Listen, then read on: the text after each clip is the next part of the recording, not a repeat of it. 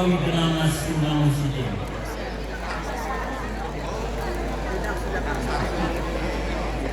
Yang terhormat Bapak Rektor beserta seluruh jajaran pimpinan di lingkungan Universitas Udayana, yang terhormat Ketua dan Sekretaris Senat Universitas Udayana beserta anggota Senat, yang terhormat Ketua dan Sekretaris Forum Guru Besar Universitas Udayana beserta anggota, yang saya hormati para dosen dan tenaga pendidikan di lingkungan Universitas Udayana yang bersedia hadir hari ini, yang saya hormati seluruh panitia penyelenggara pengukuhan guru besar tetap hari ini, hadirin dan undangan yang berbahagia.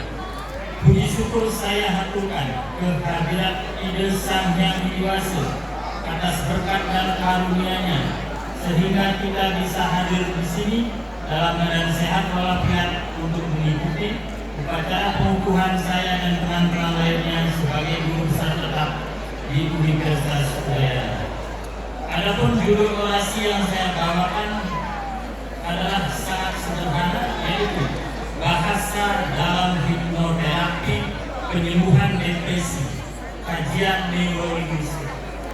Bapak Rektor yang saya hormati dan seluruh undangan yang saya banggakan, kaitan antara bahasa dengan pikiran merupakan ihwal yang telah lama dipikirkan oleh para ahli bahasa.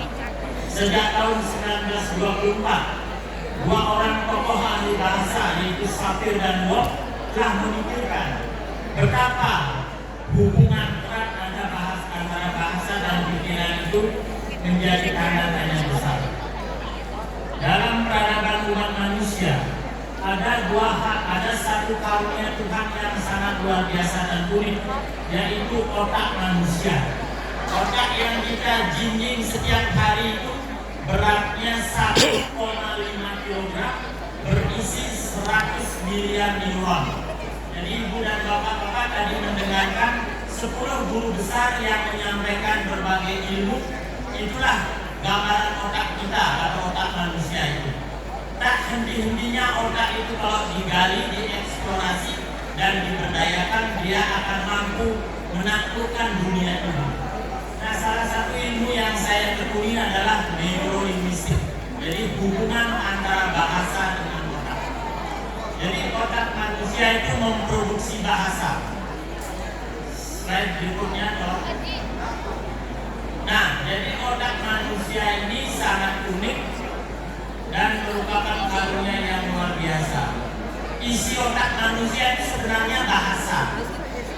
Jadi jika manusia itu berpikir, berarti dia berbahasa secara pasif. Jadi dia kelihatannya tetapi dia berbahasa. Jadi itulah otak manusia itu sendiri. Jadi slide berikutnya. Jadi penelitian yang saya tekuni adalah bagaimana otak manusia itu bisa rusak.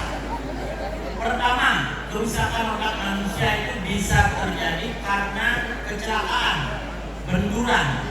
Kalau otak manusia itu benturan di bagian depan, jadi pada lobus frontal itu akan merusak bahasa yang mereka hasilkan. Begitu juga pada otak temporal atau lobus temporal, jadi pendengarannya akan rusak. Begitu juga otak bagian belakang dan otak bagian atas. Itu semuanya berakibat sangat berbahaya bagi kepentingan atau produksi bahasa itu sendiri. Nah, di dalam proses berbahasa itu barangkali ini sangat jarang diketahui orang, karena ada satu area yang namanya wernicke. Jadi bunyi-bunyi bahasa itu ditampung di lobus temporal itu, lalu dikirim ke area wernicke, lalu disusun bunyi demi bunyi, suku kata demi suku kata, kalimat demi kalimat, morfem demi morfem, akhirnya membentuk satu wacana atau disebut sebagai teks. Nah, di sana otak bahasa itu diberdayakan sebelum diproduksi. Nah, apabila otak depan manusia itu pernah benturan atau terjadi kerusakan, dia tidak akan mampu memproduksi bahasa dengan grammar yang benar. Jadi bahasanya kacau balau, ngaco. Nah, apabila pada lobus temporalnya terganggu, orang itu bongol-bongolan dia. Jadi bongol-bongolan.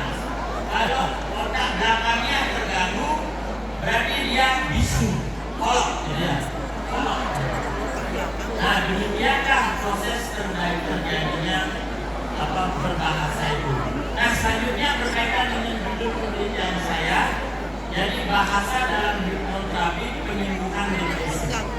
Jadi ternyata bahasa itu bisa menjadi obat. Jadi bisa mengobati orang.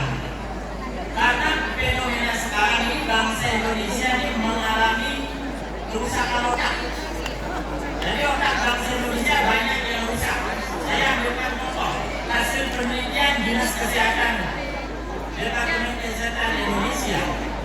Orang gila yang paling banyak itu di daerah Aceh. Provinsi Aceh nomor 1, 0,27% dari penduduk Aceh. Posisi kedua daerah istimewa Yogyakarta, 0,27% juga dari penduduk Yogyakarta. Kerusakan nomor 3 Provinsi Sulawesi Selatan, dan terakhir adalah provinsi yang kita cintai ini, yang kita banggakan, dari Bali. Nah, gangguan mental bangsa kita ini ada yang disebut depresi. Ada depresi ringan, hanya sekedar ringan yang menyebabkan saja. Depresi menengah dan depresi akut gila. Dan ternyata ini luput dari pemanakan kita. Jadi orang gila itu banyak sekali di Indonesia. Nah ini kenapa? Makanya saya sangat mendukung programnya Pak Prabowo sekarang memberi makan siang bergizi yang gratis. Karena itu penyebab utamanya. Jadi stunting itu adalah awal penyebab kerusakan otak bangsa kita.